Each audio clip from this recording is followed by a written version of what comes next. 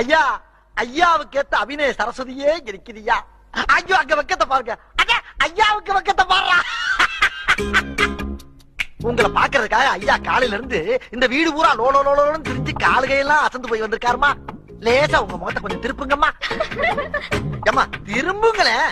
உங்க திருமுகத்தை ஒரு முகமா திருப்புங்கோ. இங்க கொஞ்சம் திருப்புங்கோ. ஐயாவுக்கு காட்டுங்கோ. முகத்தை காட்டுங்கோ. திருப்புங்கம்மா.